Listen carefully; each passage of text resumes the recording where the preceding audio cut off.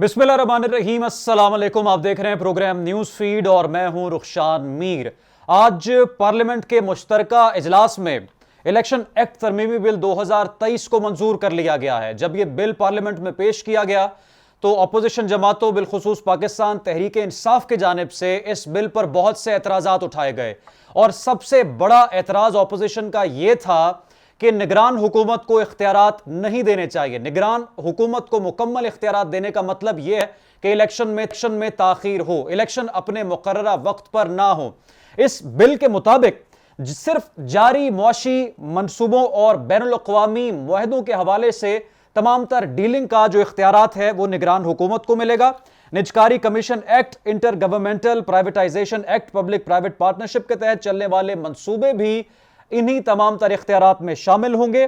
कौमी असेंबली नशिस्त पर 8,000 से कम जबकि सूबाई असेंबली नशिस्त पर 4,000 से कम वोटों के जो फर्क है उस पर दोबारा गिनती होगी। प्रेजाइडिंग अफसरान नतीजे को फौरी तौर पर इलेक्शन कमीशन को भेजने के पाबंद होंगे और हतमी नतीजे की तस्दीक रिटर्निंग अफसर और इलेक्शन कमीशन के साथ शेयर की जाएगी। इलेक्शन ट्राइब्यूनल में रिटायर्ड जजेस को शामिल नहीं किया जाएगा। प्रिजाइडिंग अफसर नतीजा इलेक्शन की रात 2 बजे तक देने का पाबंद होगा। इलेक्शन नतायज जमा कराने की डेडलाइन अगली सुबह 10 बजे तक होगी। नादरा इलेक्शन कमीशन को नए शनाख्ती कार्ड के रिकॉर्ड फराहम करने का पाबंद होगा। और इस बिल के हवाले से विफाकी वजीर बराए इक्तिसादी उमूर सरदार अयाज सादिक ने पार्लियामान के मुश्तरका इजलास में इंतखाबी इस्लाहात के बिल से मुतल्लिक जो अपना इजहार ख्याल किया है, उनका कहना है कि पहले भी हमने जो शिकें शामिल की थी, पहले भी हमारी तरफ से जो बिल पेश किया गया था उसका मकसद कतई तौर पर यह नहीं था कि इलेक्शंस अपने मुकर्ररा वक्त पर ना हों, बल्कि उन्होंने ये कहा कि वर्ल्ड बैंक के वफ्द ने आज भी मुझसे मुलाकात की और उन्होंने कहा कि अगर यहां पर हुकूमत चली जाती है तो हम किससे बात करेंगे। इसी तरह से IMF के साथ मुआहदे चल रहे हैं। हमारे साथ सियासी तज्जियाकार मौजूद हैं, इस बिल के हवाले से क्या राय रखते हैं। सबसे पहले ज्वाइन किया सलमान आबिद साहब ने। सलमान आबिद साहब, बहुत शुक्रिया आपके वक्त का। बिल जो आज पेश किया गया इलेक्शन एक्ट तरमीमी बिल 2023, इस पर जो पहले सवालात उठाए जाते रहे PTI की तरफ से और अब जो बिल सामने आया, क्या कहेंगे इस पर? देखिए मीर साहब, बात यह है कि इसकी जरूरत क्यों कर महसूस हुई है कि हम निगरान हुकूमत को या निगरान वजीर को बाख्तियार तैयार करना चाहते हैं। इसका मतलब तो ये हुआ कि माजी में जितनी निगरान हुकूमतें बनी थी या निगरान वजीर आजम का हुआ, वो बाख्तियार नहीं थे, वो बेख्तियार थे, पहली बात। और अब जिस वक्त इंतखाबात में 60 दिन या 90 दिन में होने हैं, उससे पहले ये क्यों इसकी जरूरत महसूस की जा रही है कि हमें निगरान वजीर आजम को या निगरान हुकूमत को बाख्तियार बनाना है। इससे वो शक जो है वो बढ़ जाता है कि निगरानों को इतना बाख्तियार कर दिया जाए कि अगर इंतखाबात को इल्तिवा में भी डालना हो तो उसको जवाब बनाकर निगरान हुकूमत को ये इख्तियार हासिल होना चाहिए। दूसरी बात यह है कि देखिए, ये जो पार्लियामेंट है, जो हुकूमत है और सियासी जमातें हैं, ये अमली तौर पे आज उन्होंने अपने बाजू खुद काट के बाहर फेंक दिए हैं और ये इख्तियारात निगरानों को दे दिया है। हालांकि आईन में निगरानों के हवाले से बड़ा वाज़े मैसेज है और वो यही है इंडिकेशन कि इन्होंने एक मुकर्ररा मुद्दत के अंदर इंतखाबात को इंश्योर करना है और ट्रांसपेरेंसी को मेंटेन करना है। अब इस वक्त जो पहले से एक डाउट चल रहे हैं कि इलेक्शन में इल्तवा हो सकता है, निगरान जो है वो अबूरी सेटअप का हिस्सा बन सकते हैं, जैसे हमने पंजाब में और खैबर पख्तूनख्वा में देखा कि जो 90 दिन के लिए इलेक्शन कराने आए थे, 14 मई को इलेक्शन करवाना था, वो इलेक्शन नहीं करवा पाए और अभी तक वो चल रहे हैं। और इसी तरीके से ये बात, तो सर क्या लगता है आपको, इस मरतबा भी यही अटेम्प्ट की गई है इत्तेहादी जमातों की जानिब से, हुकूमत की जानिब से? जी, बज़ाहिर तो देखिए अगर अटेम्प्ट नहीं भी की है तो इसका फायदा निगरान हुकूमत को होगा ना। और निगरान हुकूमत अगर इलेक्शन को इल्तिवा में डालना चाहे तो फिर ये जवाब जो इख्तियारात दिए गए वो सामने आ जाएंगे। अच्छा, ये कहा जा रहा है कि IMF से हमारा माहिदा हुआ है, इसलिए भी हमने, अभी आपने सरदार याद सादिक साहब के बारे में सुनाया हमें, तो सरदार याद सादिक साहब से कहें कि क्या आप पहली दफा IMF के पास गए हैं? जब पहले निगरान हुकूमतें बनती थी तो उस वक्त क्या IMF के माहिदे नहीं होते थे? ये बड़ी कमजोर सी मंतक इन्होंने दी है और मैं समझता हूँ कि इसमें सियासी जमातों का अपना नुकसान होगा आगे जाकर। और ये भी लग रहा था, पहले से लग रहा था कि हमारी जो इस वक्त हुक्मरान इत्तेहाद है उनको इलेक्शन भी सूट नहीं कर रहे हैं, क्योंकि जो मुल्क के माशी हालात हैं, जो महंगाई है और जिस किस्म की माशी बदहाली है, उसमें इनको कौन वोट देगा। लोग तो पहले ही इनसे बड़े नालान हैं, इसलिए भी ये चाहते थे कि इलेक्शन के अंदर थोड़ा सा इल्तिवा आए और उससे पहले जो है PTI का सियासी बंदोबस्त हो उनको खुदे लाइन लगाया जाए, इमरान खान को डिस्क्वालीफाई किया जाए। तो इसलिए अब जो लोग वो बातें कर रहे थे कि इलेक्शन में डाउट्स है, अब उसको आज की इस कानून साजी से तकवीत मिली है। ठीक है, जफर इलाली साहब सीनियर तज्जिया ने भी हमें ज्वाइन किया है। सर बहुत शुक्रिया आपके वक्त का। आज पार्लियामेंट के मुश्तरका इजलास ने इलेक्शन तरमीमी बिल 2023 को मंजूर कर लिया है। बहुत से सवालात उठाए गए कि हुकूमत ये अटेम्प्ट कर रही है कि इलेक्शन का जो प्रोसेस है उसमें ताखीर हो, इलेक्शंस अपने वक्त पर ना हो, लेकिन साथ ही फिर उनकी तरफ से तरदीद आई कि हम मुकम्मल इख्तियारात नहीं देंगे निगरान हुकूमत को। आपको क्या लगता है कि क्या इलेक्शंस वक्त पर हो पाएंगे, ये जो आज बिल सामने आया है? देखिए, अब कौन कह सकता है कि होंगे या नहीं होंगे। इसलिए जब एक दफे जब सुप्रीम कोर्ट ने कहा था कि होंगे, उस पे अमल नहीं हुआ, तो क्यों आप समझते हैं कि इन बातों पे अमल होगा या नहीं होगा? कोई नहीं पता। मेरे ख्याल में इनका मकसद यही है कि ये फ्लेक्सिबल रखें। अगर इलेक्शन यानी जवाब मिल जाए हुकूमत को। जी हाँ, अगर इलेक्शंस होना चाहिए तो उनके लिहाज से तो वो करेंगे, नहीं होना चाहिए नहीं करेंगे। They can do what they want, कुछ भी कर सकते हैं। अभी सलमान साहब भी इस पर बात कर रहे थे। सरदार अयाज सादिक साहब ने कहा है कि वर्ल्ड बैंक के साथ मुआहदे हैं, IMF के साथ मुआहदे हैं, सब परेशान है कि हुकूमत चली गई तो किससे बात करेंगे। यार, उन्होंने तो कह दिया है ना कि IMF ने ये जो केयरटेकर गवर्नमेंट को इख्तियार मिल गया है कि वो निगोशिएट कर सकते हैं, एग्रीमेंट साइन कर सकते हैं IMF के साथ। तो अगर वो कर सकते हैं और उनको इजाजत मिल गई है तो वो करेंगे। उस पे तो कोई किसी को शुबा और शक नहीं होना चाहिए। और एक ना एक दिन इलेक्शन जरूर होंगे। तो ये किस बात पे लोग समझते हैं कि ये कोई ऐसी चीज हो गई है? इन्होंने अपने आप को एक ऑप्शन दे दिया है। ऑप्शन ये है कि हर चीज ये गवर्नमेंट कर सकती है, और ये जो केयरटेकर होगा उसका सरबराह जो होगा वो इकोनॉमिस्ट होगा, और वो जो है वो अग्रीमेंट साइन कर सकेगा उन लोगों के साथ जिनके साथ करना चाहिए for the sake of the economy, number 1। दूसरी बात है, अगर उन्होंने सोचा कि इकोनॉमी हालत ऐसी है कि अब इलेक्शंस होना चाहिए, या उनके लिए एक एडवांटेज है, उनको बेनिफिट होता है, जो लोग हैं कि ये इस वक्त इलेक्शन हमारे लिए ठीक है, तो वो कर देंगे। नहीं तो वो कहेंगे कि वो कुछ और दिन के लिए हो। मेरे ख्याल में ये तो बड़े देरों से ये होने वाला था, और ये अब हो गया है। Option is open. अच्छा सर, क्या PTI को भी मौका मिलेगा इन इलेक्शंस में? अब सूरत हाल आपके सामने, आप बेहतर इसको एनालाइज कर सकते हैं। PTI चेयरमैन का नाम लेने पर पाबंदी थी, और मरियम औरंगजेब साहबा ने 2 रोज कबल एक प्रोग्राम में बैठकर कहा कि उनका नाम लें, कोई मसला नहीं है, और फिर इस तरह की खबरें सामने आई। आज ये जो बिल भी सामने आया है, और जिस तरह से आप कह रहे हैं कि केयर टेकर के पास भी कुछ इख्तियारात होंगे, आपको क्या लगता है PTI होगी इन इलेक्शंस में? बिल्कुल होगी, मेरे ख्याल में बिल्कुल होगा। उनको इन्होंने कहा है कि आपने देख लिया है, जब आप कोलैबोरेट हमारे साथ करते हैं तो आपको सब चीज मिलेगा। ये IMF को इमरान खान का अश्योरेंस लेना कि ये प्लान इम्प्लीमेंट होगा, इसका मकसद क्या था? इसका मकसद ये था कि अगर हम आपको इजाजत दे दें इलेक्शंस में हिस्सा लेने, तो क्या आप वही चीज करेंगे जो दूसरे पार्टीज ने कहा है वो करेंगे? नेमली आप इस एग्रीमेंट को अमल करेंगे IMF का। तो जब उन्होंने कहा हाँ मैं करूंगा इसलिए कि ये मुल्क की बेहतरी के लिए है, तो उनका फिर क्या ऑब्जेक्शन हो सकता है PTI को इस इलेक्शन में हिस्सा लेना? मैं समझता हूँ कि इमरान खान को भी मनवा दिया है उन्होंने कि हाँ इलेक्शंस अगर हो मैं होऊंगा, और अगर मैं जीता तो आपकी बात मानूंगा। एक लिहाज से उसने भी सबक सीख लिया है। ठीक है, हमें जफर इलाली साहब साथ ही मौजूद रहेगा। SR राना साहब ने भी हमें ज्वाइन किया है। सर, आज तरमीमी बिल को बहुत तवील बहस के बाद मंजूर किया गया है, और यह एश्योरेंस करवाई गई है कि वक्त पर इंतखाबात होंगे, 60 दिन में हो, 90 दिन में हो, और कुछ जो शिक्के मैंने प्रोग्राम के आगाज में कही, जो ड्यूटीज असाइन होंगी। इस बिल को किस तरह से देखते हैं आप? देखें, ये जो आज का बिल है एक्चुअली तो ये PDM के खौफ की अलामत है, और वो इस खौफ का शिकार हैं कि आने वाली निगरान हुकूमत है कहीं वो मुस्तकिल तौर पे ना बैठ जाए और ऐसा ना हो कि इंतखाबात मुलतवी हो जाएं और निगरान सेटअप जो है ये प्रोलॉन्ग कर दें। ये इस खौफ की अलामत है जिसके तहत उन्होंने आज ये बड़ी उजलत में बिल मंजूर किया और उसमें निगरान वजीर आजम के पर काटने की कोशिश की और बाकी चीज़ों की भी की।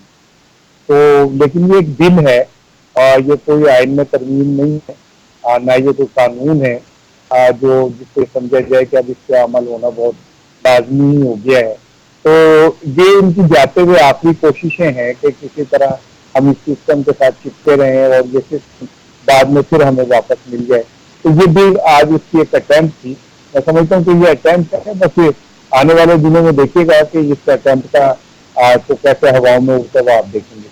सर, खौफजदा किस तरह से हैं? दुबई में जो दूसरी मीटिंग भी हुई केयर टेकर प्राइम मिनिस्टर को लेकर, बार बार मुशावरत का अमल जो है उसको कभी रोका जाता है फिर शुरू किया जाता है। एक नाम मीडिया पर आया, एक सहाफ़ी ने खबर दी, फिर उसकी तरदीद आ गई। तो जितने भी अब तक नाम सामने आया वो तो बड़े क्लोज हैं पीडीएम के लोग। तो खौफजदा किससे है पीडीएम?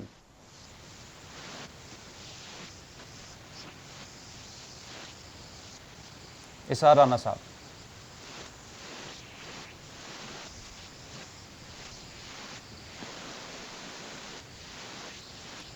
इसार राना साहब, आपको आवाज आ रही?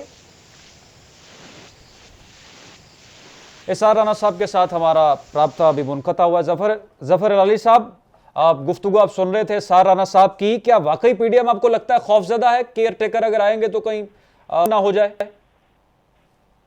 बिल्कुल है। और मेरे ख्याल में अगर उनका जो लोगों ने ये सब अरेंज किया है, अगर वो समझते हैं कि उनका बेनिफिट है, उनसे उनका कुछ हासिल हो रहा है, तो वो प्रोलॉन्ग हो जाएगा। बिल्कुल है।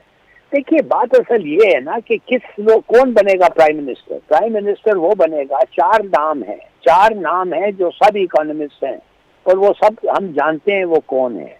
इन चारों में से अगर एक बन गया तो वो देखेगा कि आईएमएफ को वो खुश रखेगा। उसका मकसद ही ये है कि आईएमएफ को खुश रखे। इसलिए आईएमएफ को खुश नहीं रखेगा, पैसे नहीं मिलेंगे और दूसरे हमारे दोस्त जो पैसे दे रहे वो भी नहीं देंगे।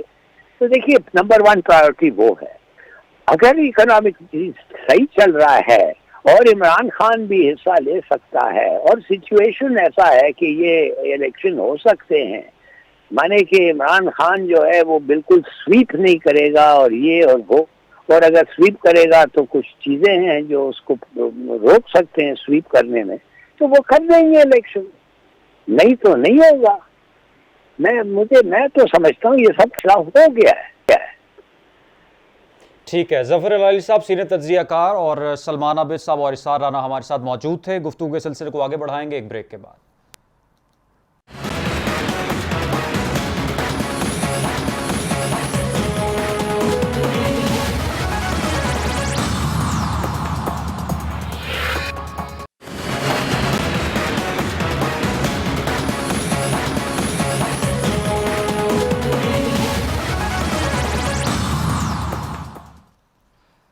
Welcome back. नाजरीन, ब्रेक से पहले बात कर रहे थे इलेक्शन एक्ट तरमीमी बिल के हवाले से।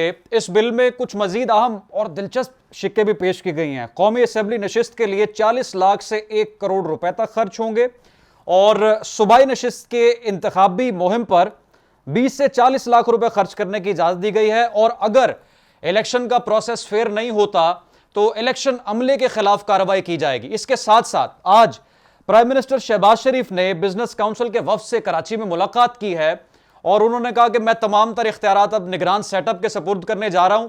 मुल्क से डिफॉल्ट का खतरा मुकम्मल तौर पर टल चुका है, लेकिन 15 महीने पहले जब इख्तियारात कबूल किए इत्तेहादी जमातों ने तो उस वक्त कहा कि मुल्क बस अभी डिफॉल्ट होने लगा है और किसी भी वक्त ये डिफॉल्ट हो सकता है।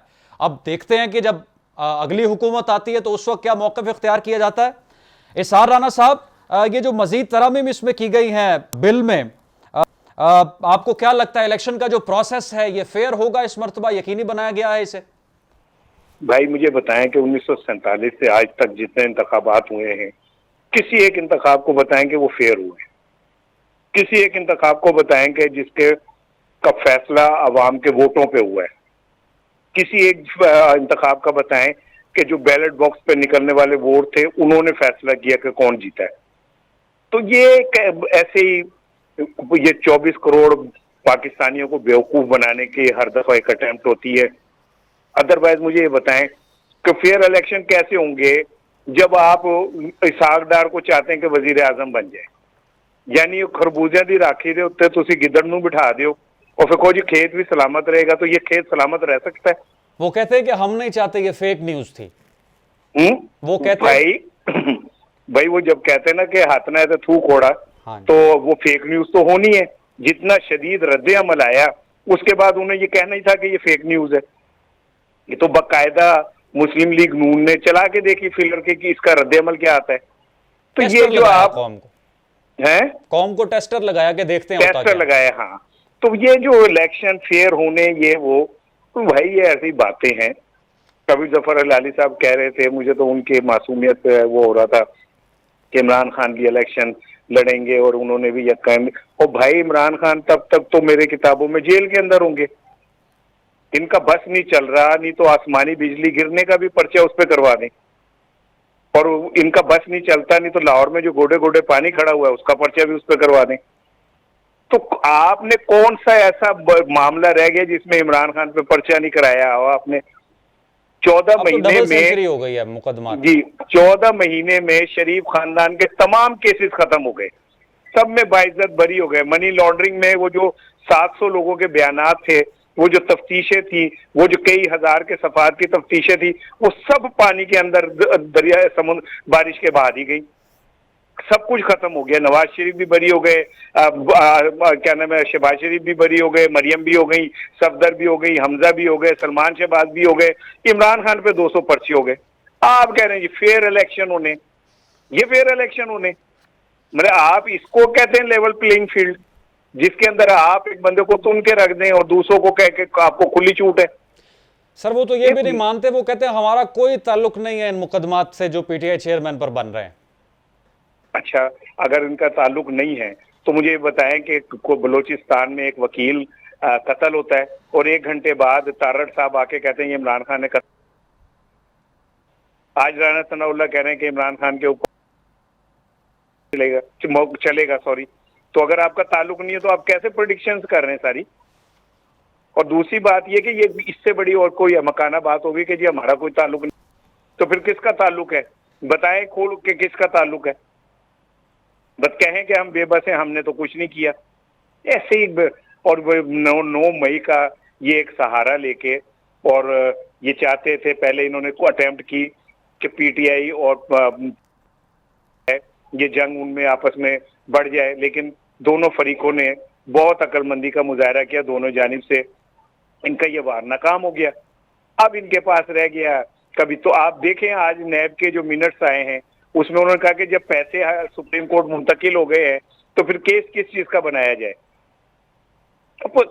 आप जबरदस्ती इमरान खान पे 200, लॉजिक बनती है कि एक बंदे पे 14 माह में 200 केसेस के, क्या इमरान खान का जो माजी है वो वाकई इतना भयानक है?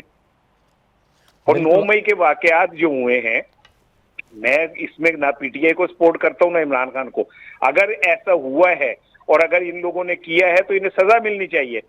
पाक फौज के जो हमारे अजमत के निशान हैं उनको अगर उनकी तौहीन हुई है तो जिन्होंने की है उनको सरेआम चुनाव में सजा मिलनी चाहिए।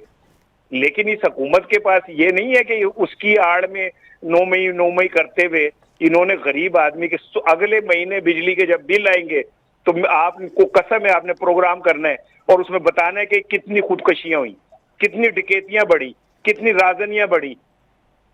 अल्लाह रहम कर रहे हैं करे आप कौम पर। कि आपने इंसानों की जिंदगी मुश्किल कर दी और पोला सा मुंह करके कहते हैं कौम कुर्बानी दे। क्यों? तुम हराम जानवर हो, तुम्हारी कुर्बानी नहीं हो सकती। अच्छा सर, ये सादगी का दर्द दे के जो 36 गाड़ियों के फ्लीट के अंदर तुम घर चले जाते हो, सामने तुम कहते हो भूखे मरने वालों को सादगी करो। Sir care taker prime minister के इंतखाब पर अगर बात की जाए तो जिस तरह से आपने कहा कि पहले एक सहाफ़ी का नाम जेर गर्दिश था, फिर इसहाक डार के हवाले से खबर सामने आई, फिर उसकी तरदीद हो गई, अब दुबई मीटिंग पार्ट 2 में दोबारा मुशावरत इस हवाले से होगी। आसिफ अली जरदारी, नवाज शरीफ और मौलाना फजलुर रहमान भी इसमें होंगे। केयर टेकर प्राइम मिनिस्टर के लिए इशारा दिया गया, कोई इकोनॉमिस्ट होगा, क्या लगता है केयर टेकर प्राइम मिनिस्टर कौन हो सकते हैं पाकिस्तान के 8वें? देखें, चीजें ना बहुत वाज़ेह नजर आ रही कि आपके पास 4 नाम हैं, चारों ही इकोनॉमिस्ट हैं। ठीक है ना। और ये बिल्कुल क्लियर इंडिकेशन है कि आने वाली निगरान हुकूमत की प्रायोरिटी जो है वो मईशत की बहाली है, ठीक है। जो इनका खौफ है, इन्हें खौफ ये है कि अगर ये सिस्टम निगरान का प्रोलॉन्ग कर जाता है और कासिम के अब्बा हजूर की किसी तरह माफी हो जाती है तो गेम उलट जाएगी, क्योंकि इमरान खान को आज अगर इलेक्शन लड़ने का तो इनकी जमानतें जब्त हो जाए। इसलिए नहीं कि इमरान खान बहुत बड़े, ये बहुत बड़े विलन है। इन्होंने कौम को बिजली के बिलों से, आटा 160 से ऊपर चला गया, चीनी 160 से ऊपर चली गई, घी आम आदमी की दस्तरस से बाहर हो गया। तो मुझे ये लगता है कि जो केयर टेकर गवर्नमेंट आएगी उसका फोकस मईशत की बहाली होगा, जो इनसे नहीं हो सका। और ये बहाली में कितना वक्त लगता है मैं कुछ नहीं कह सकता। यानी प्रोलॉन्ग करेगा केयर टेकर सेटअप, बिल्कुल करेगा। और IMF का शेल्टर है, क्योंकि IMF ये चाहती है कि वो इस मुल्क के अंदर जो है मईशत बहाल हो। 86 रुकनी काबीना आप लेके बैठे हुए, 90,000 सरकारी गाड़ियां आपके पास, 2200 अरब रुपए का पेट्रोल सालाना आप खर्च देते। आप कहते हैं जी सादगी, मईशत की बहाली, फना टींग, आए मिसाके मईशत कर ले। खादी मिसाके मईशत, 2 पैसे जो तुम लूट के लेके गए हो वापस लेके आओ। मिसाके मईशत करनी है तो वो नहीं करेंगे, सिर्फ तकरीरें करेंगे, और तकरीरें भी इतनी फनी करेंगे कि बंदे की आंखें ना रुकेंगे, यार ये क्या कह रहे हैं, ये बंदे क्या कह रहे हैं। तो मैं ये समझता हूँ कि आने वाले दिनों में ट्रूली फोकस जो है वो मईशत पे होगा। ठीक है। हाँ, और जो भी आएगा वो मईशत की बहाली पे काम करेगा। इलेक्शन होंगे, देखी जाएगी जब भी होंगे। अगर इलेक्शन के बाद इन्हीं लोगों ने आना है तो फिर इलेक्शन ना कराएं, पैसे क्यों खर्च रहे हैं आप। अगर इन्होंने जीतना है, नवाज शरीफ ने 4थी दफा वजीर आजम बनना है और वो कहता है मैं नक्शा बदल दूंगा, पता नहीं बलोचिस्तान का नाम सिंध रख देगा और पंजाब का नाम KPK रख के नक्शा बदल देंगे। 3 बारियां लेके तुमने मुल्क का बेड़ा गर्क कर दिया। आज वजीर आजम साहब फरमा रहे थे कि अफसोस का मुकाम है कि हम गंदम पैदा करने वाले सबसे बड़े मुल्क थे और फिर हम नाकाम हो गए। तो कौन था हुक्मरान उस टाइम जिन्होंने ये गंदम को रोक के और वो फसलें उगाई जिससे पाकिस्तान को नुकसान हो और पाकिस्तान आलमी मंडी में पिट के रह जाए। ठीक है, सीनियर तज्जियाकार इस्हार राना साहब हमारे साथ इस हवाले से। आज जो इलेक्शन तरमीमी एक्ट बिल मंजूर किया गया है उस पर सियासी तज्जियाकारों की तो यही राय है कि जो केयर टेकर सेटअप है ये प्रोलॉन्ग हो सकता है और इंतखाबात के लिए जो मुद्दत है 60 दिन या 90 दिन उसके अंदर इलेक्शंस होते हुए दिखाई नहीं दे रहे, क्योंकि मईशत की बहाली इस वक्त मोटिव है। किन की तरफ से केयर टेकर प्राइम मिनिस्टर का इंतखाब होता है और कौन केयर टेकर प्राइम मिनिस्टर के नाम को फाइनलाइज करता है, ये बात तो पाकिस्तान में अयां है। नाज़रीन, एक स्कैंडल सोशल मीडिया पर सामने आया जिस पर बात करना बहुत जरूरी है। इस्लामिया यूनिवर्सिटी बहावलपुर में मुनशियात का बेदरेग इस्तेमाल जारी था और जब वहां के ऑफिसर और गार्ड को गिरफ्तार किया गया तो चीफ सिक्योरिटी ऑफिसर के मोबाइल से तकरीबन 550 नाजेबा वीडियोस बरामद हुई जो कि इस्लामिया यूनिवर्सिटी बहावलपुर की स्टूडेंट्स की थी। और इससे पहले 1 हफ्ता 2 हफ्ते या महीना नहीं, काफी अरसे से वहां पर मुनशियात और आइस का इस्तेमाल किया जाता था और बाकायदा तौर पर एक नेटवर्क के जरिए स्टूडेंट्स को ये मुनशियात फराहम की जा रही थी। और इसका पहले भी खबरें ये सामने आती रही कि मुख्तलिफ यूनिवर्सिटीज में ये हो रहा है, लेकिन अब इन वीडियोस को लेकर एक नई बहस शुरू हो गई है कि इन वीडियोस के पीछे कौन सी जो इन्फ्लुएंशियल शख्सियत है, बाअसर शख्सियत है, वो शामिल है और कौन कौन से लोग इस नेटवर्क का हिस्सा हैं। जो वाइस चांसलर है बहावलपुर यूनिवर्सिटी के, उनके साथ हमने राब्ता करने की कोशिश की, लेकिन उन्होंने इस सारे इशू पर वर्जन देने से इनकार किया है और उन्होंने इस हवाले से जो है वो मीडिया पर आकर कोई बात करना जो है वो मुनासिब नहीं समझा। हम इस पर बात करेंगे उस रिपोर्टर के साथ जिसने स्कैंडल को ब्रेक किया और ये तमाम तर वीडियोस और ये तमाम तर नेटवर्क को मंजर आम पर लेकर आया। हमें इस वक्त ज्वाइन किया डॉक्टर अफान कैसर ने, सोशल मीडिया इन्फ्लुएंसर हैं और ताल्लुक इनका मुल्तान से है। डॉक्टर साहब आपका बहुत शुक्रिया। जिस तरह की वीडियो सोशल मीडिया पर सामने आ रही हैं स्टूडेंट्स की, ये तो बहुत ज्यादा अलार्मिंग और खौफनाक है। शान, एक्चुअली सोशल मीडिया पर ना बहुत सारी चीजें जो दिखाई जा रही हैं वो हकीकत नहीं है। आप इमेजिन करें इस्लामिया यूनिवर्सिटी की से लिंक कर कर, क्योंकि ये सारा रेटिंग का चक्कर है, वो वीडियोस भी वायरल की जा रही हैं जो आज से 4-5 साल पहले बंद बैठकों में होने वाले डांस, हर किस्म के वल्गर डांस वो पहले ही देख चुके में हैं आप मेरे जैसे लोग। ये लिंक किया जा रहा है। आज मैं आपको एक बात बताऊं, स्कैंडल में रियलिटी है, बिल्कुल है, पर इस हद तक नहीं है जिस तरह चेज़े लेने के लिए इसको वायरलिटी का शिकार किया गया है। 5500 जो खवातीन की वो वीडियोस और ये चीजें अभी ये भी साबित होना बाकी है कि उसमें कितनी उस यूनिवर्सिटी की लड़कियां हैं और कितना उससे बाहर है। मैं कायदे आजम मेडिकल कॉलेज बहावलपुर का ग्रेजुएट हूं। मैंने 5-6 साल वहीं गुजारे हैं और इस्लामिया यूनिवर्सिटी के साथ हम शटल कॉक होते थे, बगदाद कैंपस और ये सारा कुछ। इंतहाई मुकद्दस तालीमी इदारा है, वहां के टीचर्स इंतहाई प्रेस्टिजियस हैं, लेकिन पाकिस्तान की ऑलमोस्ट हर मेडिकल कॉलेज और हर इदारे में कहीं ना कहीं माइक्रो लेवल पर चर्स, आइस या इस किस्म का इस्तेमाल लोग करते रहे हैं हॉस्टलों में। माजी में भी होता रहा है, ये कोई नई चीज नहीं थी। यहां चीफ सिक्योरिटी ऑफिसर हद से थोड़ा बढ़ गए। कहा यही जा रहा है, जो अब तक की रिपोर्ट्स हैं, अब तो इन्वेस्टिगेशन आएगी तो पता लगेगा कि ये कहीं उन जो सीसीटीवी कैमरों में, ये आदत है हर यूनिवर्सिटी के दरख्तों के नीचे कोई छोटा मोटा, आप और मैं इन्हीं कॉलेजेस यूनिवर्सिटी से बाहर आए हैं, कोई छोटा मोटा सीन चल ही रहा होता है। तो कोई तालबा ऐसी देख ली जाती थी, उसके बाद उसको हरास या ब्लैकमेल किया जाता था और फिर उसको इस धंधे पर आमादा किया जाता था और उसको फिर शामिल कर लिया जाता था, जिसका मरकजी किरदार यही सफेद कल्टस में पकड़ा जाने वाला चीफ सिक्योरिटी ऑफिसर है। लेकिन इस बात का कतई तय्युन नहीं हुआ कि वो जो 5500 तस्वीर या वीडियोस का क्लेम किया जा रहा है वो इसी यूनिवर्सिटी की बची हैं, और वो कोई भी न्यूड्स हो सकती हैं जिनको लिंक किया जा रहा है। ठीक है डॉक्टर साहब, इदारे को जी साकिब मुश्ताक साहब साथ मौजूद हैं, इनसे जरा डिटेल इस स्कैंडल के हवाले से जान लेते हैं, क्योंकि मंजर-ए-आम पर भी ये लेकर आए और बड़े तसलसल के साथ बहावलपुर से रिपोर्ट भी कर रहे हैं इस सारे इशू को। साकिब साहब बहुत शुक्रिया आपका। डॉक्टर अफान जिस तरह से फरमा रहे हैं कि ये वीडियोस कुछ इसमें से होंगी इस यूनिवर्सिटी की भी, लेकिन ज्यादातर रेटिंग के लिए सोशल मीडिया से उठाकर यूनिवर्सिटी स्टूडेंट्स के साथ लिंक की जा रही हैं। मुझे जरा डिटेल में आप बताएं कि आखिर ये मामला है क्या। बहुत शुक्रिया मोहतरम। ये मुझे बड़ा दुख हुआ कि माँ बहन बहू बेटी की वीडियो इस्तेमाल करके जो लोग रेटिंग लेना चाहते हैं तो वो शायद मुसलमान कहलाने के हकदार भी नहीं है। बहावलपुर में एक डीपीओ आके लगे हैं जो सूबाई सर्विस से जिनका ताल्लुक है, पीएसपी नहीं है। उन्होंने मंशियात के खिलाफ जब आगाज था कि मेरे जो यूनिवर्सिटी एक ही यूनिवर्सिटी है बहावलपुर में, कि वहां पर जो बच्चियां और बच्चे पढ़ रहे हैं कि जितने मंशियात फरोश वहां गिरफ्तार हुए, बहावलपुर में एनिमल्स की मंडी लगती है जिसको मवेशी मंडी कहा जाता है। उसमें 2 सूबों से लोग आते हैं, सिंध और बलोचिस्तान से, तो वो आइस, क्रिस्टल आइस, उसमें चर्च, अफ्यून ये आके फरोख्त करते थे।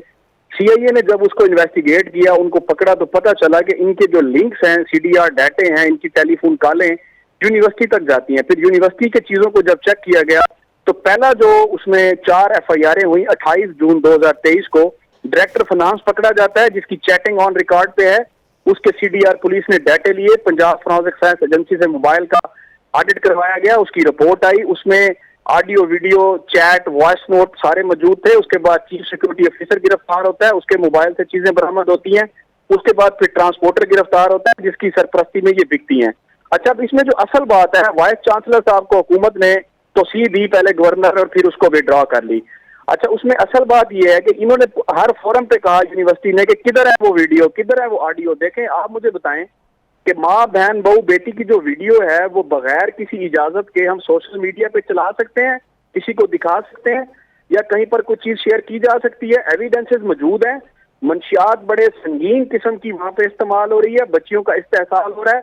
4 दिन से अब वालिदैन कह रहे हैं कि सुप्रीम कोर्ट ऑफ पाकिस्तान इसका सुमोटो एक्शन ले, क्योंकि जितनी इंक्वायरी कमेटीज बनाई जा रही है, पाकिस्तान की तारीख गवाह है कि वो रद्दी की टोकरी होती रही है मनमानी से। अब उसमें चूंकि कुछ पॉलिटिकल लोगों के बच्चे भी इन्वॉल्व हैं, वो सारा डाटा वो कंपाइल कर रही है पुलिस, हर चीज मिसल का हिस्सा है। ऐसी कोई बात नहीं है कि वीडियो जो है वो बाहर की हैं, वो यूनिवर्सिटीज की हैं। सेमेस्टर वाइज जो लड़कियां वहां पे आती थी, चैटिंग मौजूद है, हर चीज रिकॉर्ड का हिस्सा है। और एफआईआर सर, ये स्टाफ की तरफ से उनको ब्लैकमेल किया जाता था कि वीडियो बनाएं आप, और बाद में उसको सेव करके इस तरह से उनको ब्लैकमेल किया जाता था। किस तरह से इतना डाटा, 550 वीडियोस और हजारों वालिदैन जो है वो सरापा एहतजाज है। जमात इस्लामी ने भी कल जुलूस निकाला है वहां पर। देखें, आज सिर्फ जमात इस्लामी ने एहतजाज किया है, कल दीगर जमातें एहतजाज करने जा रही हैं। ये वो लड़कियां हैं जिनके वालिदैन ने अपनी कान की बालियां मजदूरी करके बेच के अपनी बेटियों को यूनिवर्सिटी में इसलिए भेजा कि दौरे जहालत का खात्मा हो, ये बच्चियां पढ़ लिख कर पाकिस्तान की खिदमत करें ताकि पाकिस्तान मुस्बत सरगर्मियों की तरफ परवान चढ़े। आगे ऐसे लोग बैठे थे जिनको वो लड़कियां पसंद आ गई, उन्होंने पीछे उनको लग के उनके साथ दोस्तियां की, उनको ट्रैप किया, उनको पहले क्रिस्टल पे लगाया, नशे पे लगाया, फिर अपनी सोसाइटी का हिस्सा बनाया।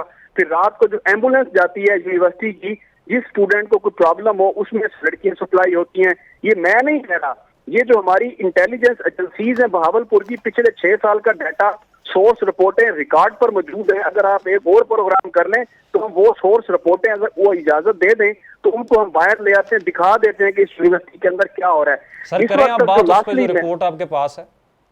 जी, मैं उस पर आपको एक वन लाइनर ये बताता हूँ कि इस वक्त जब 65,000 स्टूडेंट्स हैं इस यूनिवर्सिटी में, ये सिर्फ साउथ पंजाब के स्टूडेंट्स नहीं हैं, इसमें गिलगित बल्तिस्तान से बच्चे पढ़ रहे हैं, KPK से पढ़ रहे हैं, इंटीरियर सिंध से पढ़ रहे हैं, बलोचिस्तान से पढ़ रहे हैं, इवन के पाकिस्तान बाहर से भी पढ़ रहे हैं। इस वक्त 3 लोग जो है वो यूनिवर्सिटी को दिफा कर रहे थे, जिसमें 2 जा चुके हैं, जिसमें एक वाइस चांसलर और चीफ सिक्योरिटी ऑफिसर, तीसरा बंदा सस्पेंड है।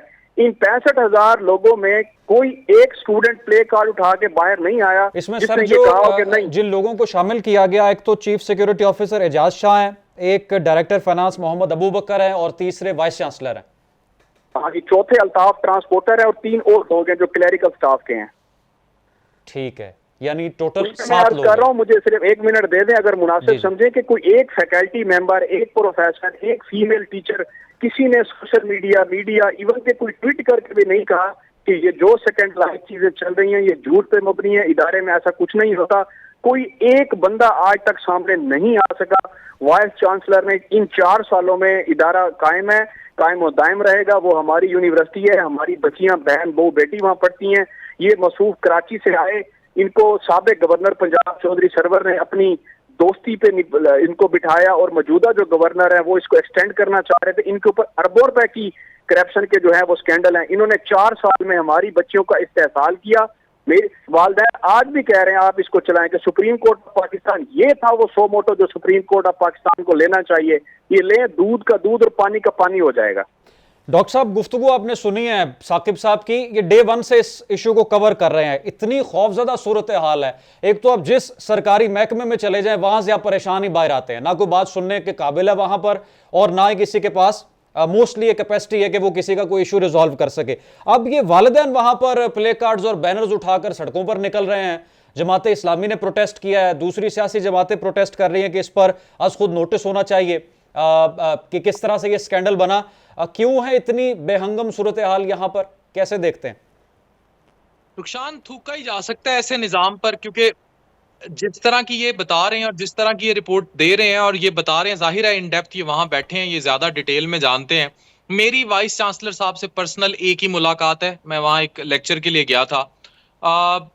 IUB बहुत प्रोग्रेसिव फेस था और दिखाया भी बड़ा प्रोग्रेसिव दिखाया जाता है। वहाँ बड़ी सोसाइटीज हैं, मैं उनकी सोसाइटीज के फंक्शन पे गया था जहाँ ये बच्चियां हमें फलती फूलती नजर आ रही थी। डिबेटिंग सोसाइटी है, एक गिलगित की बच्ची ने बड़ी प्यारी नात पढ़ी थी। और मैं जिस IUB को जानता हूँ या जो फेस हमें दिखाया गया वो ये नहीं था जो ये रिपोर्टर साहब ने बताया हमें। और यकीनी तौर पर इसका नुकसान ये होगा कि एक ऐसा मुल्क जहां पहले ही बच्चियों को पढ़ने नहीं दिया जाता और जहां पहले ही, क्योंकि वैसे ही एक पसमानदा इलाके में और बहावलपुर कदरे यहाँ जो आती हैं बच्चियां आती या बच्चे आते हैं पूरे पाकिस्तान से आते हैं, पर इनमें मेजॉरिटी तादाद पता है कहाँ की है? लिया, तौनसा, लोधरा, करोड़ पक्का, ये सारे इलाके जो वैसे ही बच्चियों को बड़ी मुश्किल से लोग वहां के पढ़ाते हैं, निकालते हैं। मुझे बताएं, जब ये स्कैंडल आएगा तो करोड़ पक्के से, लोधरा से, बहावलपुर से, तौसे से, DG खान से, लिया से कौन भेजेगा IUB में अपनी बच्चियां पढ़ने? और अगर वो बच्चियां नहीं पढ़ेंगी तो उसके दूर रस जिसने एक माँ को पढ़ाया उसने पूरी कौम को पढ़ाया, और जिसने एक माँ की, एक होने वाली माँ की, एक बेटी की बेहुरमती की, उसने पूरी कौम की इज्जत लूट ली। और अगर इन रिपोर्टर की एक एक बात हर्फ ब हर्फ पूरी उतर रही है तो लानत है ऐसे तालीमी निजाम पर, लानत है ऐसे सिस्टम पर, और लानत है ऐसी यूनिवर्सिटी इंतजामिया पर जो भंग पी के बैठी रही, जो इन नासूरों का साथ देती रही और जिसने इतनी तबाही लाई और आपके चैनल समेत बहुत सारे चैनल्स किसी भी बाअसर शख्सियत का नाम चलाने को तैयार नहीं है, क्योंकि ये सब स्कैंडलाइज किया जा रहा है और सब मजे लिए जा रहे हैं। और आपको मैं आज रुखसान एक बात बता दूं, ये रिपोर्टर भाई भी सुन रहे हैं, इस पर कुछ नहीं होना। ये जो कह रहे हैं ना कि सो मोटो लिया जाए, बिल्कुल लेना चाहिए सुप्रीम कोर्ट को। इन इंक्वायरी कमेटियों से कुछ भी नहीं निकलेगा, कुछ भी नहीं होगा। ये बिल्कुल वाकया ऐसे होगा जैसे रात किसी, ये वाकया नहीं है कि रात किसी एक की कोई नंगी वीडियो लीक हो गई या ऑडियो लीक हो गई और बात खत्म हो गई। ये कौम की बहू बहन बेटियों माओ की फ्यूचर की तालीम का सवाल है। मैं इस इलाके में पढ़ा हूं, मुल्तान में। मैंने 7-8 साल बहावलपुर में गुजारे हैं, इसी यूनिवर्सिटी के पास। मैं कसम खा के कहता हूं, इस इलाके के लोग और बहुत सारे और लोग यूनिवर्सिटियों में अपनी बेटियां भेजना छोड़ देंगे, और जब वो पढ़ेंगी नहीं तो ये मुल्क तरक्की कैसे करेगा। ये 4-5 सिक्योरिटी अफसर और ये जितना भी अमला इन्वॉल्व है, इनको तो फिर सड़कों पर टांगना चाहिए, इनको तो सरेआम फांसी दे देनी चाहिए, जिस किस्म के क्राइम में ये मुलविस हैं। और इसको वाकई सुप्रीम कोर्ट को सो मोटो एक्शन लेकर इसकी इंक्वायरी करनी चाहिए। ठीक ये है। सिर्फ रातों रात एक लीक ऑडियो या वीडियो तक नहीं रहना चाहिए। जी रुखसान। अच्छा साकिब साहब, मुझे डॉक्टर अफार ने बड़ी ज़बरदस्त बात की है और यकीनी तौर पर इस तरह के हालात नज़र आ रहे हैं। जिस बाअसर शख्सियत का या जिन बाअसर शख्सियात का जिक्र किया जा रहा है कि इस स्कैंडल में मुलव्वस हैं, एक तो मुझे उस हवाले से बताएं कि अब तक क्या इंक्वायरी हो चुकी है। क्या सिर्फ ये इस इशू को हाइप देने के लिए बाअसर शख्सियात का नाम इसमें शामिल किया जा रहा है जो कि सियासी शख्सियात हैं, या अभी तक कोई चीज़ साबित हो चुकी है? नंबर 1। और नंबर 2 ये बताएंगे जो डाटा अब इस सिक्योरिटी ऑफिसर के फ़ोन में था, ये अब किसके पास है, और सोशल मीडिया तक ये तस्वीर और वीडियोज़ क्यों और कैसे पहुंच रही हैं? इसमें दो चीजें हैं। एक तो डॉक्टर अफनान साहब की मैं हर बात से 100% मुत्तफिक हूँ, क्योंकि इनको जनूबी पंजाब में बड़ा सुना भी जाता है और ये बड़े आइडियल और बड़े फेवरेट भी हैं। जी और बिल्कुल। इन्होंने बड़ा मुफस्सल सा वो उस पर रोशनी डाली, और ये हकीकत भी है। जान अल्लाह को देनी है तो वीसी को नहीं देनी। दूसरी बात ये है कि अब ये जो तारिक बशीर चीमा के बेटे की बात हो रही है, ये जो बड़े बड़े लोग हैं उनको शामिल किया जा रहा है। अब प्रॉब्लम ये है कि कौमी असम्बली तहलील होने जा रही है कुछ मंथ तक, उसके बाद इलेक्शन होना है। अब जिस कॉन्स्टिट्यूएंसी से वो वफाकी वजीर चीमा साहब हैं, उसी कॉन्स्टिट्यूएंसी में गवर्नर भी है, उसी कॉन्स्टिट्यूएंसी में एक और फेडरल मिनिस्टर रियाज पीर ज़ादा साहब भी हैं, उसी कॉन्स्टिट्यूएंसी में साबका सेनेटर चौधरी सऊद मजीद भी हैं। अब ये पीडीएम वर्सेस पीडीएम आमने सामने आ गई है। बच्चियों का मैटर पीछे रह गया, माओ बहनों बेटियों की जिन्होंने वीडियो बनाई वो पीछे रह गए। जो एफआईआर में नामजद मुल्जिम हैं, जिनके सीडीआर डाटे हैं, एविडेंसेस हैं, उनका चूंकि ताल्लुक इनमें से हर किसी के एक पॉलिटिकल मेंबर के साथ है। उनकी पूरी टीम बैठी हुई है यूनिवर्सिटी में। वो जो लोकल एम्प्लॉय हैं वो उनके लिए काम करते हैं, जब सियासत के इलेक्शन जब आते हैं तो उनके लिए रोल प्ले करते हैं। अब वो सारे अपने अपने बंदे बचा के इसको नेशनल लेवल पर लेकर जाते हैं। कायमा कमेटी वीसी को बुलाती है तो वो नहीं जाते। अच्छा, वो अब जो बच्चे जो वालिदैन है जिसके पाँव की जूती फटी हुई है, वो इंसाफ के लिए अपनी बेटी का इंसाफ मांग रहा है कि पता नहीं मेरी बेटी भी उसमें शामिल है या नहीं, वो अभी वहां दब गई। वजीर आला की इंक्वायरी कमेटी आई, 2 जिसमें डीआईजीज हैं, एक सेक्रेटरी मादनियात है। सर्किट हाउस में इंक्वायरी होती है, उसमें वीसी से पूछा जाता है कि आप बताएं आपके पास आज तक यूनिवर्सिटी में 4 सालों में हरासगी की कितनी दरखास्तें आई और उस पर आपने क्या किया। वीसी ने आगे कहा कि मेरे पास कुछ 50 से 60 दरखास्तें आई हैं, चूंकि मैं इसको इसलिए अच्छा नहीं समझता हरासगी को, मैं अमेरिका में पला बढ़ा हूँ, वहां पर तो ये बड़ी माइनर सी चीजें होती हैं, ब्रॉड माइंडेड हो जाना चाहिए, कोई ऐसी बात नहीं है। आज डॉक्टर अफनान साहब आ जाएं, मैं आता हूं, आप आ जाएं, यूनिवर्सिटी का विजिट कर लें, आप बच्चियों को देखें कि किस तरीके से वो सहमी हुई हैं, आप वालिदैन को देखें, आप फीमेल टीचिंग स्टाफ को देखें। जो ये इवेंट्स करवाते हैं उस इवेंट्स पर इनको फोर्स किया जाता है कि एक अच्छा चेहरा यूनिवर्सिटी का दिखाया जाए। 4 माह कबल लोधरा शहर के अंदर एक होटल है बारबेक्यू टू नाइट, उसके अंदर एक प्राइवेट कवाली नाइट होती है जिसमें यूनिवर्सिटी की जो हॉस्टल में रहने वाली स्टूडेंट्स हैं उनको चीफ सिक्योरिटी ऑफिसर और एचओ डिपार्टमेंट फरखंदा मैडम जाके फोर्सफुली कहती हैं कि आपने इस प्राइवेट कवाली नाइट में ना सिर्फ शिरकत करनी है बल्कि यहाँ से आपने टिकट्स भी परचेज करनी है, अदरवाइज आपको फेल कर दिया जाएगा। हजूर, यहाँ CGPA 3.4 पे मैसेज आता है, उसके बाद आगे से उसको इमोजी भेजी जाती है किसकी याद की। देखें हम किस तरफ जा रहे हैं। आप वो सही कह रहे हैं डॉक्टर अफनान साहब कि इस मुल्क में 75 सालों से रद्दी की टोकरियां बनती रही हैं, हमारी बच्चियों का इसका एहसास होता रहा है, हमारी माओ बहनों की इज्जतें लुटती रही हैं, हमारी माँ बहनें अपने बच्चों को लेकर खुदकशी करती रही हैं, इंसाफ नहीं मिला। ये मुल्क 75 साल से दलदल में फंसा हुआ है। इंसाफ कहीं नजर नहीं आ रहा। जनूबी पंजाब साकिब से जो साहब, लोग हैं अभी वो डेटा पसमानदा कहाँ हैं। पर है? मैंने आपसे ये भी सवाल किया था, डेटा इस वक्त उसको रिमूव कर दिया गया है? नहीं, डाटा जी रिमूव नहीं हो सकता, क्योंकि पुलिस की जो FIR का जो मतन होता है, मतन में ये लिखा है, मैं लाइन आपको पढ़ के सुना देता हूँ। उसमें ये कहा गया कि जब मुलजिम इजाज शाह को गिरफ्तार किया तो उसकी जेब से 2 मोबाइल बरामद हुए, उसके मॉडल के नंबर लिखे हुए, और कहा कि इससे पासवर्ड पूछ के जब खुलवाया गया तो उसमें से सैकड़ों हजारों फहाश वीडियो और तस्वीर बरामद हुई जो यूनिवर्सिटी तलबा की हैं। वो रिकॉर्ड का हिस्सा है, मिसल का हिस्सा है। उसको चूंकि फौरी तौर पर पंजाब फोरेंसिक साइंस एजेंसी को भिजवाया गया। पहले पुलिस ने एक कॉपी उसमें से की अपने पास रखी, CDR गवर्नर पंजाब को वो दिखाई गई कि देखें कि पहले डायरेक्टर फनान से पकड़ी गई, आपने कहा नहीं इसको छोड़ें। अब ये दूसरा केस है, आपने देखा गवर्नर को वीडियो लिंक के लिए जूम पे दिखाया गया, जब उसने कहा कि ठीक है अब इसको रगड़ा लगाएं, देन वो मोबाइल जो है पंजाब फोरेंसिक साइंस एजेंसी गया, वो भी 2-4 दिनों में वापस आ जाएगा। ये भावलपुर पुलिस के पास ये रिकॉर्ड मौजूद है, कानून नाफिज करने वाली जो एजेंसीज भावलपुर में मौजूद है उनके पास ये रिकॉर्ड मौजूद है, और वो मोबाइल भी महफूज है जिसके अंदर ये रिकॉर्ड है। अच्छा ठीक है डॉक्टर अफान साहब, असल मसला तो ये है कि हमने यहाँ पर लॉज बना भी लिए हैं, साइबर क्राइम लॉज हमारे पढ़ने में और देखने में तो बड़े स्ट्रिक्ट हैं, लेकिन जिन इदारों ने इस पर इम्प्लीमेंटेशन करवानी थी वो किसी दफ्तर में पता नहीं इंटरनेट चल रहा है या वहां पर सिस्टम मौजूद है या नहीं, कितनी कैपेसिटी है उसके पास, अफसर या मुलाजिम के पास, छत तक, कमरे की छत तक फाइलें लगी हुई हैं। और अगर कोई आम शख्स जाता है और अपना मसला सामने जो बहुत बड़े ऑफिसर वहां पर बैठे हुए हैं और उनको अपना मसला बताता है कि ये मेरी बच्ची के साथ ये मामला हो गया या ये मेरी बहन के साथ ये मामला हो गया, वो फाइल उठाकर फेंकते हैं वहां पर, और 6 महीने को जाएगा, 8 महीने जाएगा, 1 साल जाएगा, उसके बाद तो जितना मर्जी सीरियस मसला है आखिर वो भी कहेगा कि मैं एक तो वहां से मैं बेइज्जत हुआ हूं और अब मैं ये सरकारी दफ्तर में मैं रोजाना जाकर बेइज्जत नहीं हो सकता। असल मसला तो ये है कि कानून जितना भी बना ले, इंप्लीमेंटेशन के लिए सिस्टम तो दरकार है, लेकिन सिस्टम हमारे पास मौजूद नहीं। पहले तो रुखसान भाई, मैं साकिब साहब की रिसर्च और तहकीक को बहुत ज्यादा अप्रिशिएट करूंगा कि इन्होंने इतनी डेप्थ में इस मैटर को ब्रीफ भी किया, रिसर्च भी किया। इतनी रिसर्च लाना और जो इन्होंने बातें की हैं वो हू बहू फैक्ट है, मतलब इतनी डिटेल से ये। और अब आगे चलते हैं।